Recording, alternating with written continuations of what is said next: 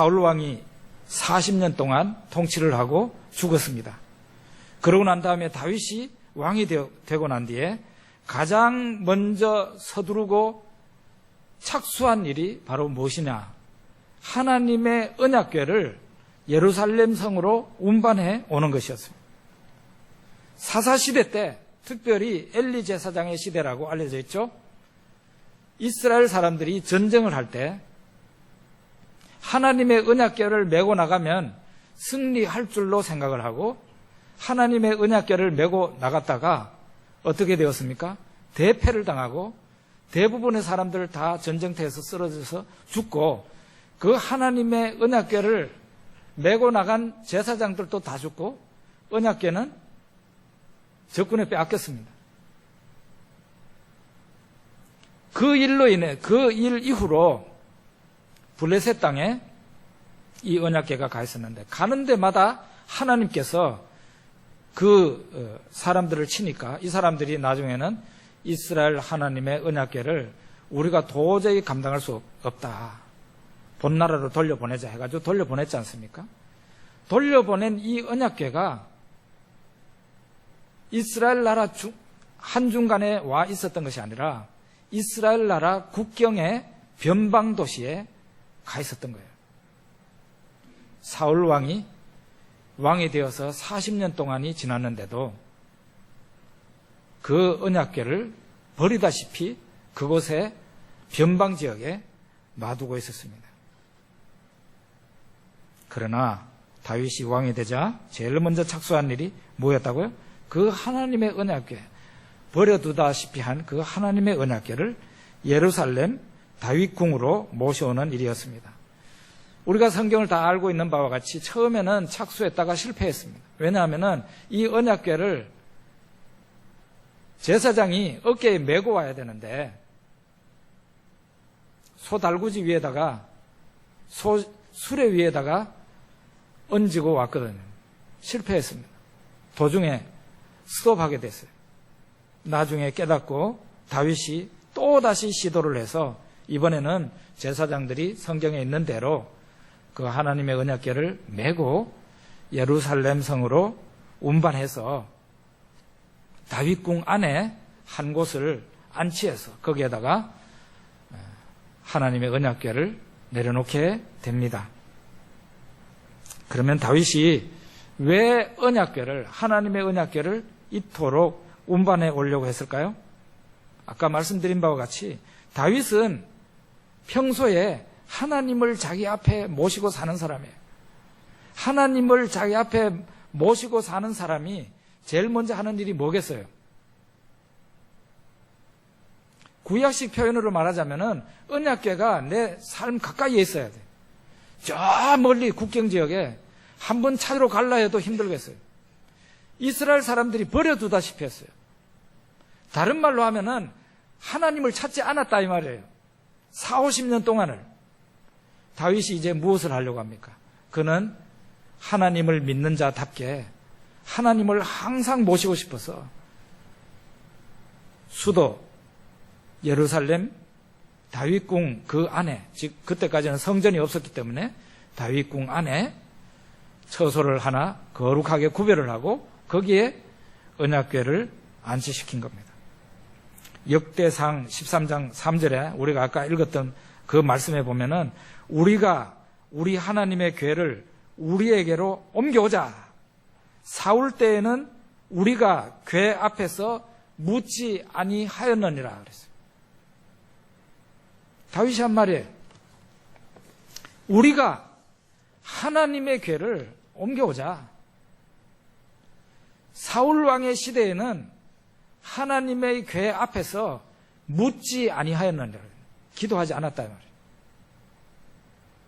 다윗은 하나님 앞에 기도하는 사람이었습니다.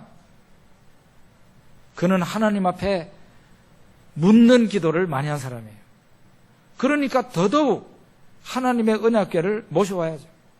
재미있는 것은 다윗은 하나님 앞에 기도할 때마다 기도복을 입었어요. 기도복을. 여러분 그거 발견하셨습니까? 에봇이라는 거. 꼭 기도할 때마다 에봇 어디 있어? 에봇. 이렇게 해가지고 에봇을 제사장이 들고 다녔어요. 그러면 제사장이 에봇을 가지고 오면은 이 에봇을 입고 기도했다 이 말이에요. 사무엘상 30장 7절에서 8절에 보면 다윗이 아히멜렉의 아들 제사장 아비아달에게 이르되 원하건대 에봇을 내게로 가져오라. 아비아달이 에봇을 다윗에게로 가져가매 다윗이 여호와께 묻자와 이르되 이렇게 나오고 있어요. 아비아달 제사장이 에봇을 들고 있었어요. 항상 간직하고 있었어요. 다윗이 하나님을 만나기를 원할 때마다 하나님 앞에 나가려고 할 때마다 에봇 가져오세요. 그러면은 즉시 대령을 했어요. 그러면은 다윗이 그 에봇을 입고 하나님 앞에 기도했다 이 말이에요. 하나님의 언약궤를 예루살렘으로 운반할 때에도 여러분 성경을 보십시오. 다윗이 에봇을 입었습니다. 그리고는 하나님 앞에서 춤을 췄습니다. 다윗이 하나님 앞에 나갈 때마다 에봇을 입었다는 건 굉장히 재미있는 거예요. 왜냐하면은 이런 얘기가 성경에 다른 사람이 이런 일을 했다는 얘기가 없기 때문에 그래요. 오직 유일하게 다윗이 그렇게 한 거예요. 이 에봇이 어떤 옷입니까? 제사장들의 옷이에요. 제사장들이 성전에서 하나님을 섬길 때 입는 옷이다 이 말이에요. 그런데 다윗이 제사장입니까? 아닙니다. 레위지파 사람도 아닙니다. 다윗은 유다지파의 사람이에요. 말하자면 일반인이에요. 그런데 이 다윗은 왕이 되기 이전에 사울 왕에게 쫓겨다닐 때에도 에봇을 가지고 다녔어요. 기도할 때 에봇 가지고 오라고요. 한 사람이 에봇을 가지고 오면 그것을 입고서 하나님 앞에 기도했다 이 말입니다.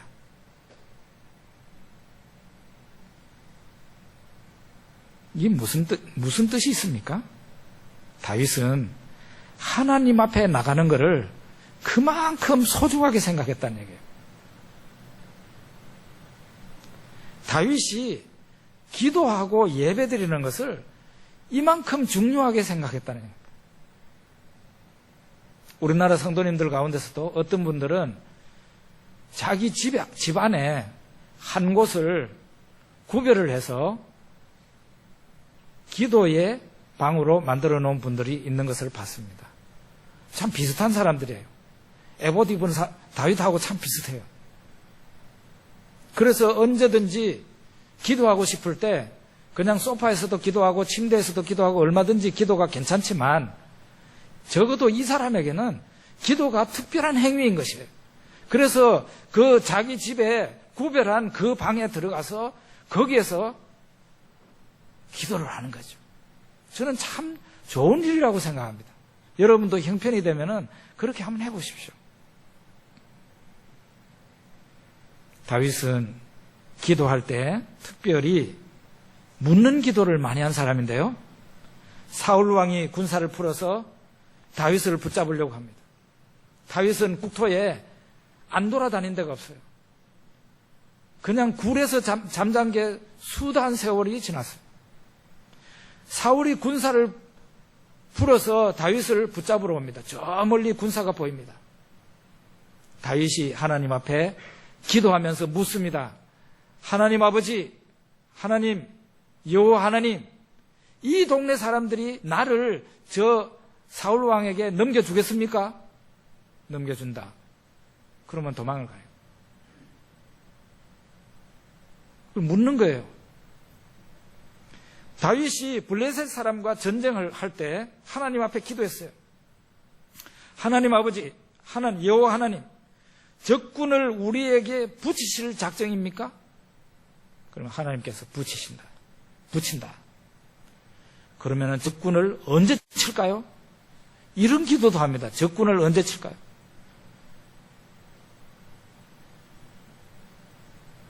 다윗은 기도가 항상 생활화되어 있었고 하나님께 묻는 기도를 많이 했습니다. 그러니까 이런 사람이 믿음의 사람이에요. 그래서 하나님의 언약궤를 저 국경지역에 버려져 있던 그 하나님의 언약궤를 예루살렘 성으로 모셔오기를 원했고, 하나님의 언약궤 앞에서 항상 기도하면서 그렇게 국정을 운영하기를 바랬던 겁니다. 또 하나는 기도와 예배는 같이 가는 거죠. 언약궤를 운반한 것은 예배의 회복을 위한 것이었습니다.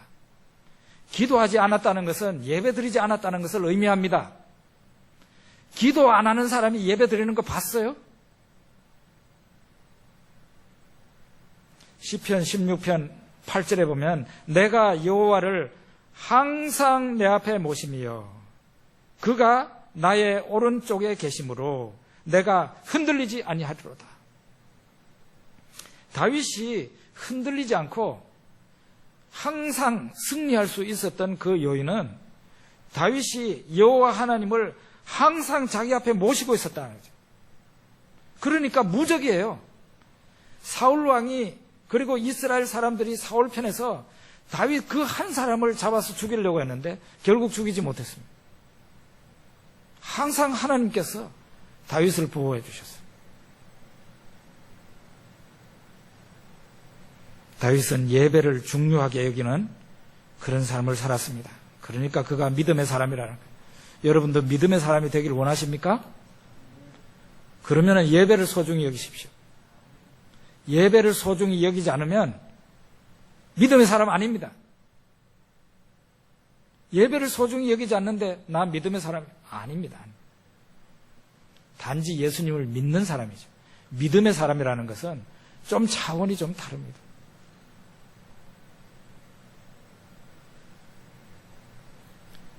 개미의 사회.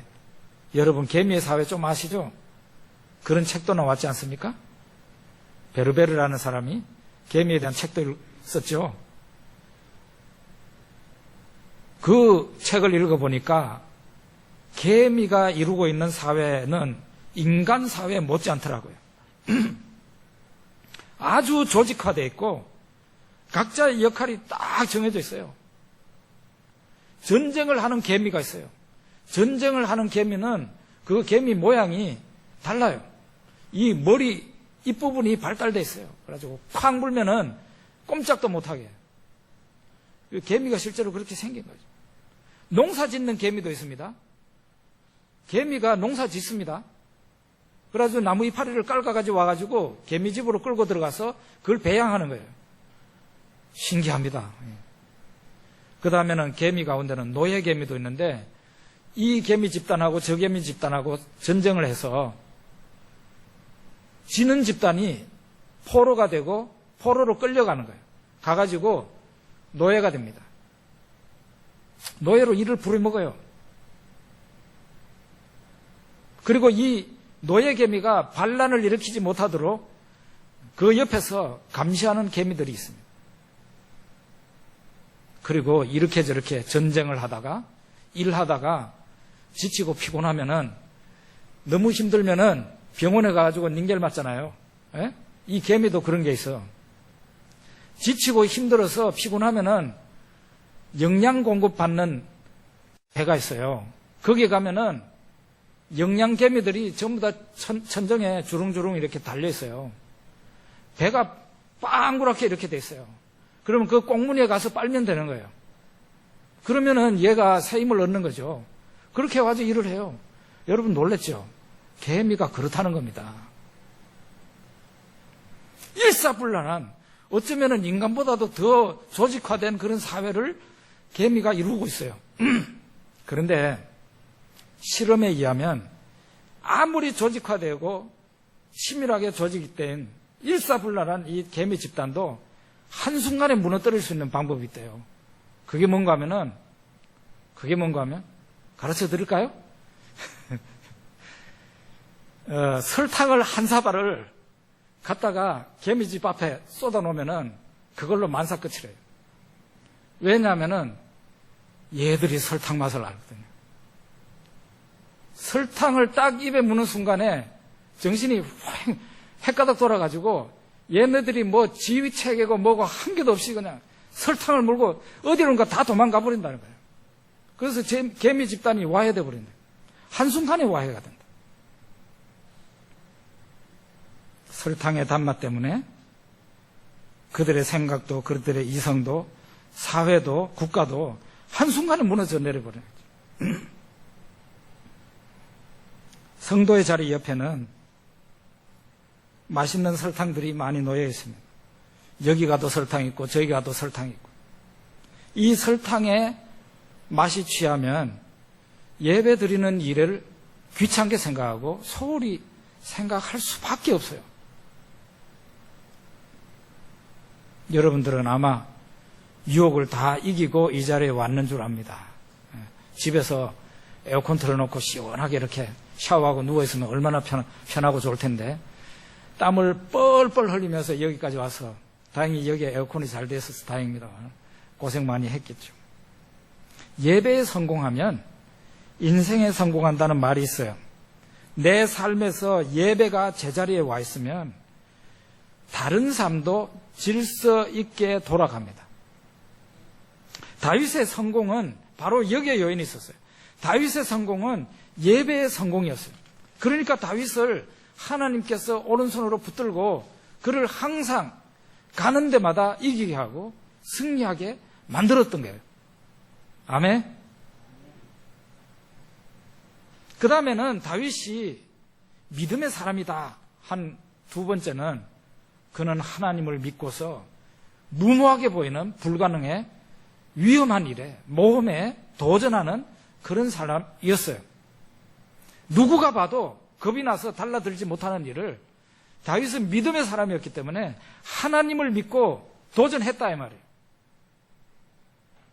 32절 33절 거기에 보면은, 성경 다른 곳인데요, 거기에 보면은 골리앗 장군 있죠. 골리앗 장군과 블레셋 사람들이 이스라엘 나라를 쳐들어왔습니다. 사울 왕이 나가서 싸우려고 나갔다가 완전히 두려워서 전쟁을 하지도 못하고 사람들이 전부 다 구멍을 파고 이렇게 머리만 내밀고 이렇게 있었어요. 덜덜 떨고 있었어요. 그런데 매일 블레셋의 그 진영에서 골리앗이라는 대단한 장수가 나와가지고 하나님의 이름을 모욕하고 이스라엘을 모욕하고, 나하고 한번 대결하잖아요. 대결해가지고 너희가 나를 이기면 우리 모두가 다 너희 종이 될게. 그 대신에 나를 이기지 못하면, 내가 이긴다면 너희가 우리 종이 돼야 된다. 이러면서 막 떠들고 있는데 아무도, 이스라엘 왕 사울도 거기에 가서 대결하지 못했어요. 사울 왕이 어떤 사람이었어요? 키가 보통 사람보다 훨씬 더 큰 사람이었어요. 대단한 체격을 가진 사람이었지만 함께 나가서 맞짱 뜨지를 못했어요. 다윗은 징집 대상에서 예외 대상이었습니다. 아직도 나이가 어린 사람이었기 때문에. 다윗의 형들은 전쟁터에 다 나가 있었어요. 근데 다윗은 아직도 나이가 어려서 전쟁터에 오라고 하는 그런 나이가 아니에요. 어느 날 아버지가 다윗에게 너 가가지고 형들한테 간식도 좀 갖다 주고 그러고 오너라, 그렇게 해서 다윗이 갑니다. 갔더니 이런 장면을 보게 된 거예요. 저 적군의 무시무시한 장군이 나와가지고 하나님을 모욕하고 이스라엘 군대를 모욕하는데 아무도 나가서 싸우려고 하지 않은 거죠. 두려워서 떨고 있어요. 그것을 다윗이 보다가 내가 나가서 싸워야 되겠다, 이렇게 하는 거예요. 성경에 있는 그대로 얘기하는 겁니다. 아직도 징집 대상도 아니야. 말하자면 청소년이었다 이 말이죠. 청소년. 이 어린 나이에 다윗이 나가서 싸우겠다고 그러니까 사울 왕이 뭐라고 말합니까? 말립니다. 말려요.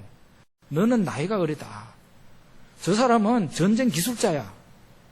너는 나가면 저 사람 이길 수 없어. 나가면 안 돼. 이렇게 합니다. 그런데 다윗이 뭐라고 그럽니까? 내가 나가서 싸우겠습니다. 저 사람 때문에 낙담하지 마십시오. 이렇게까지 말합니다. 저 사람 때문에 낙담하지 마십시오.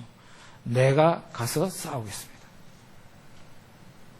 참 나이가 어린데도 훌륭한 믿음을 가진 다윗을 봅니다. 청소년이에요. 요셉, 사무엘, 다윗, 예레미야, 다니엘과 세 친구 다 청소년 시기에 성경에 나와서 믿음을 나타낸 사람들이에요.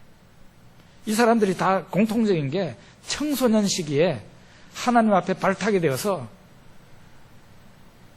어른들을 부끄럽게 한 사람들입니다. 기성세대를 부끄럽게 한 사람. 무엇으로? 믿음으로. 하나님을 믿음으로 덩치 큰 전쟁 기술자들도 부끄럽게 만든 사람이 바로 이 청소년 시기에 하나님을 믿었던 그런 사람들이다 이 말이에요.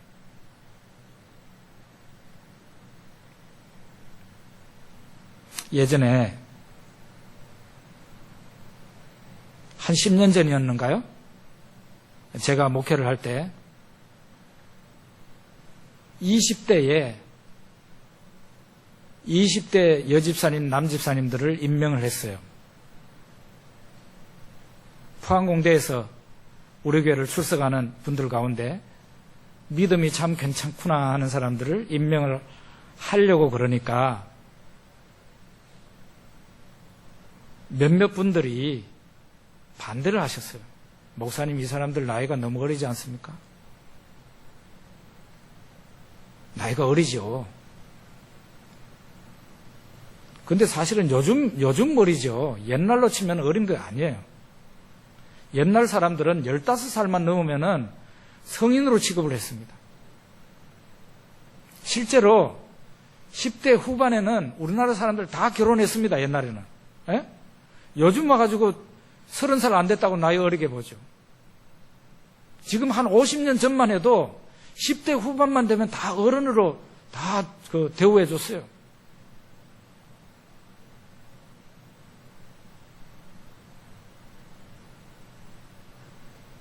나이 젊지만 훌륭한 믿음을 가지면 그 사람은 서리집사만 하는 게 아니라 법에서 허용된 모든 걸 다 할 수 있습니다. 심지어는 교회 전도사님도 하잖아요. 20대에 신학생이 교회 와서 전도사도 하잖아요. 그런데 왜 서리집사를 못합니까? 저는 만 30세에 목사가 되었습니다. 그렇다면 나이를 얘기하지 말아야 되는 거예요. 그 사람이 믿음이 좋으냐 나쁘냐 그 얘기를 해야죠. 사람이 오랜 세월 믿어야 훌륭한 믿음을 가지는 것은 아닌 모양입니다. 믿은 지 얼마 되지 않아도 나이가 어려도 훌륭한 믿음을 가질 수 있는 모양입니다. 다윗이 바로 그런 예예요. 다윗은 골리앗과 나중에 대결하게 되는데 이런 말을 하죠. 다윗이 블레셋 사람에게 이르되 너는 칼과 창과 단창으로 내게 나아오거니와. 그 사람이 가진 무기는 칼에다가 창에다가 단창까지, 그 다음에 그 앞에는 무기 든 소년까지 젊은 사람이 골리앗 장군 앞에 또 있었다 이 말이에요. 칼과 창과 단창으로 내게 나아오지만 나는 만군의 여호와의 이름 곧 네가 모욕하는 이스라엘 군대 하나님의 이름으로 너에게 가노라. 하나님의 이름으로 내가 너를 대결한다. 너는 칼과 창과 단창으로 내한테 오지만 나는 네가 모욕하는 하나님의 이름으로 너에게 간다.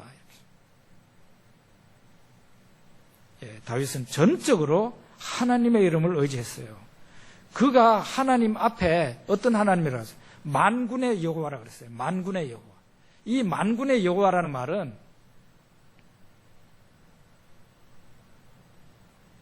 하늘에 수많은 천군을 동원하고 계시는 하나님이다 이 말이에요. 하나님 뒤에는 천군과 천사, 싸움에 나설 수 있는 수많은 천군과 천사를 거느리고 계시는 그 하나님이다 이 말이죠. 그 하나님의 이름으로 내가 너를 대결한다 이 말이죠. 여러분, 전쟁 전문가인 골리앗과 청소년의 싸움이죠. 중무장한 사람과 아무런 무장도 하지 않은 사람의 싸움입니다. 당연히 다윗은 절대 열세입니다. 그렇지만 다윗은 하나님을 믿었고 하나님이 자기가 의지하는 그 하나님이 승리를 가져다 주실 걸로 믿었어요. 다윗이 나가면서 승리를 더 확신하는 게 하나 있었는데 뭔지 아십니까? 다윗은 이전에도 하나님의 이름을 믿고서 승리한 경험이 있어요. 그게 뭡니까? 어린 나이지만 들판에서 아버지의 종들과 함께 양들을 쳤습니다. 양떼를 칠 때에 때로는 사자가 나타나고 때로는 곰이 나타나서 양떼를 물어 죽이려고 하면 이 다윗이 양떼를 물어 죽이려고 하는 그 사자하고 곰이 겁이 나서 가만히 벌벌 떨고 있었는 게 아니라 나가서 사자를 때려 죽이고 곰을 때려 죽였다 이 말이에요. 이거 다윗이 고백하잖아요. 여러분, 사람이, 청소년이 특히 아직 20살도 안 된 어린 나이의 사람이 사자하고 대결해가지고 이길 수 있겠어요? 못 이깁니다. 그렇지만은 하나님의 이름으로 이렇게 여러 번 승리한 경험이 있다 이 말이에요. 곰을 사람이 상대할 수 있어요? 어른도 상대할 수 없어요. 그런데 청소년인 이 다윗은 이전에 하나님의 이름을 믿고 나가서 양떼를 구출했단 말이에요. 곰을 때려 눕히고. 이런 경험이 있었기 때문에 다윗은 더 그 하나님의 승리를 확신하는 겁니다.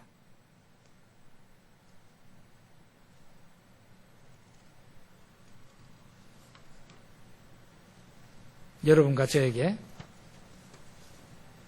체험이 있다면 그 무엇보다도 이전에 하나님을 믿고서 하나님의 이름을 믿고서 믿음을 사용해서 기적을 체험한 경험이 우리들에게 있다면 현재의 난관을 이기는데 많은 도움이 됩니다. 왜냐하면 이전에 한번 사용해봤잖아요. 믿음을 사용해서 승리한 경험이 있어요. 그러면 그 경험이 나에게 더더욱 믿음의 용기를 주는 것입니다. 아멘? 예. 다윗은 현재 저 골리앗이라는 사람이 대단한 사람이 틀림없지만 온 이스라엘 사람들이 벌벌 떨고 있지만 내가 예전에 하나님의 이름을 믿고서 양떼를 공격하는, 잡아먹으려고 하는 사자도 때려 눕히고 곰도 때려 눕혔다 이거예요. 그러니까 저 사람도 내가 하나님의 이름으로 하나님이 나에게 은혜를 주셔서 때려 눕힐 수 있게 하실 것이라는 그런 믿음이 있는 겁니다. 마침내 어떻게 됐습니까? 다윗은 돌을 5개 들고 나갔죠. 물맷돌. 물맷돌을 실제로 제가 본 적이 있는데 다윗 시대의 사람들이 사용했던 물맷돌이 유럽 여행할 때 대형 박물관에 갔더니 있더라고요. 그 물맷돌을 이렇게 집어넣어 가지고 빙빙 돌려서 치는 그 도구도 있고요. 봤더니 물맷돌이 대체로 한 아이의 주먹만 해요. 이만해요. 이만한 돌이에요. 그런데 재밌는 거는 물맷돌은 울퉁불퉁하거나 그런 건 아니에요. 매끈하게 되어 있는 꼭 야구 공처럼 생겼어요. 그거를 주머니 안에 넣고 이렇게 하면 그렇게 해가지고 골리앗의 대가리에 그냥 빵 해가지고 그놈이 넘어졌단 말이에요. 그래가지고 가서 자기한테는 칼이 없었어요. 가가지고 칼을 뽑아가지고 쳐버렸어요. 믿음대로 되었습니다. 다윗이 하나님만을 믿는 이 태도, 이 자세는 그 이후에도 변하지 않았습니다. 골리앗을 때려 눕힐 때 그때 이후 대승을 거두고 난 그 이후에도 오직 하나님만을 자기 앞에 모시고 하나님만을 믿는 이 신앙이 변하지 않았어요. 끝까지 자기의 지혜와 자기의 능력 그런 걸 믿은 게 아니라 하나님만을 믿었어요. 역대상 18장 3절에서 4절에 보면 이런 얘기가 아주 흥미로운 얘기가 있는데요. 소바왕 하닷 에셀이라는 사람이 있었습니다. 저 이방 그 유프라테스 강, 메소포타미아 강이 있는 쪽에서 신흥 강국이었어요. 신흥 강국. 이 소바왕 하닷 에셀이 일어나 가지고 세력을 펼치려고 했어요. 신흥 강국입니다. 막강한 군대를 가지고 있는 사람이에요. 다윗이 거기까지 달려가 가지고 그 사람을 쳐부수었어요. 그 사람에게서 병거, 말하자면 오늘날로 말하자면 전차입니다. 전차 1000대를 노획을 했어요. 그리고 기병 7000명. 기병 7000명이 뭡니까? 말 타고 있는 군사 7000명을 말하고 같이 사로잡았다 이 말이에요. 그 다음에 보병 2만 명을 노획을 했습니다. 얼마나 빼앗았다고요? 전차 1000대, 기병,